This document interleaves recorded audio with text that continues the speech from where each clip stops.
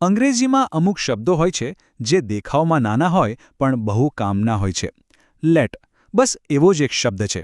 આજે આપણે સમજીશું કે કેવી રીતે આ એક શબ્દનો ઉપયોગ કરીને આપણે સૂચનાઓ, વિનંતીઓ અને આદેશો પણ આપી શકીએ છીએ. ચાલો શરૂ કરીએ. તો સવાલ એ જ છે કે આ લેટ શબ્દનો સાચો અને આત્મવિશ્વાસ સાથે ઉપયોગ કરવો કેવી રીતે? ચાલો આજે આ વાતને બરાબર સમજી લઈએ.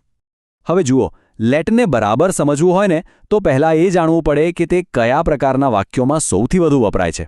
આ વાક્યો છે ઇમ્પેરેટિવ સેન્ટેન્સીસ, એટલે કે આજ્ઞાર્થ વાક્યો. જેમ કે અહીં આવો એ આદેશ છે, અથવા મહેરબાની કરીને રાહ જુઓ એ વિનંતી છે. લેટ આવા વાક્યોને વધુ અસરકારક બનાવે છે. ચાલો તો સૌથી પહેલાં જોઈએ લેટનો સૌથી સામાન્ય ઉપયોગ જે આપણે બધા જ કદાચ દરરોજ વાપરતા હોઈએ છીએ. તો લેટ્સનો સીધો સાદો મતલબ છે કે ચાલો સાથે મળીને કંઈક કરીએ. એક જાતનું આમંત્રણ છે, જેમાં આપણે બીજાને પણ આપણી સાથે જોડાવા માટે કહીએ છીએ. એટલે જ એનો અર્થ થાય છે ચાલો આપણે. અહીં એક નાની પણ મજેદાર વાત છે. લેટ અસ અને લેટ્સ, આમ તો બંનેનો અર્થ એક જ છે, પણ લેટ્સ એ એનું શોર્ટ ફોર્મ છે અને સાચું કહું તો બોલચાલમાં લગભગ હંમેશા લેટ્સ જ વપરાય છે. લેટસ થોડું વધારે ફોર્મલ લાગે છે. જેમ કે let us go to school. હવે આ વાક્ય ગ્રામરની રીતે બિલકુલ સાચું છે, પણ સાંગળવામાં થોડું ફોર્મલ લાગે છે, જાણે કોઈ ચોપડીમાંથી વાંચતા હોઈએ એવું. પણ એની જગ્યાએ જો આપણે કહીએ લેટ્સ સ્ટાર્ટ ધ ક્લાસ, તો કેવું નેચરલ લાગે છે નહીં? રોજની વાતચીતમાં તો બસ આ જ ચાલે છે.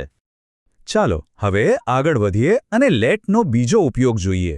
કોઈ બીજાને કંઈક કરવાની પરવાનગી આપવી.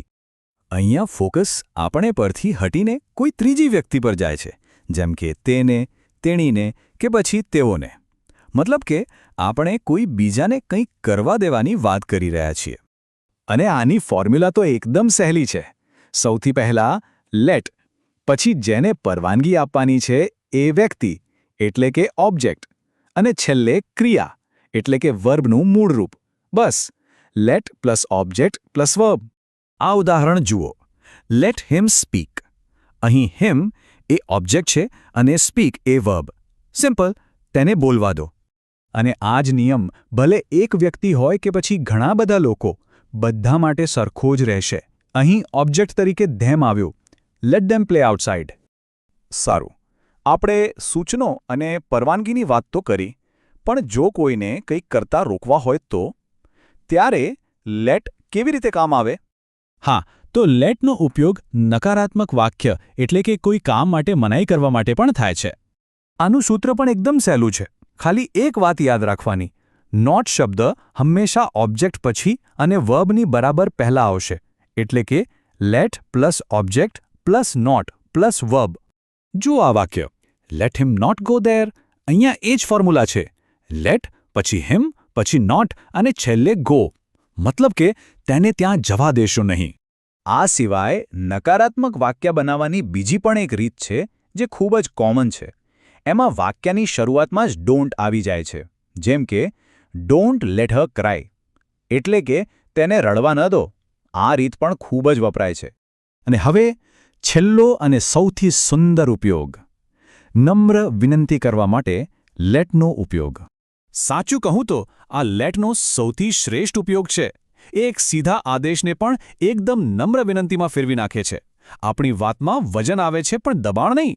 દાખલા તરીકે લેટ મી એક્સપ્લેન. હવે કોઈને એમ કહેવું કે મારી વાત સાંભળો, એના કરતાં મને સમજાવવા દો કહેવું કેટલું વધારે વિનમ્ર લાગે છે, ખરું ને? એવી જ રીતે લેટ મી હેલ્પ યુ. કોઈને મદદ ઓફર કરવાની આનાથી સારી રીત કઈ હોઈ શકે? આમાં કોઈ જોર જબરદસ્તી નથી, બસ એક પ્રેમભર્યું સૂચન છે.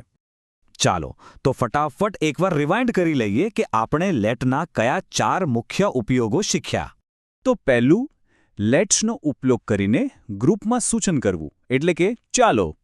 બીજું, કોઈ બીજાને પરવાનગી આપવી, જેમ કે તેને દો. ત્રીજું, નકારાત્મક આદેશ આપવો, એટલે કે ન દો.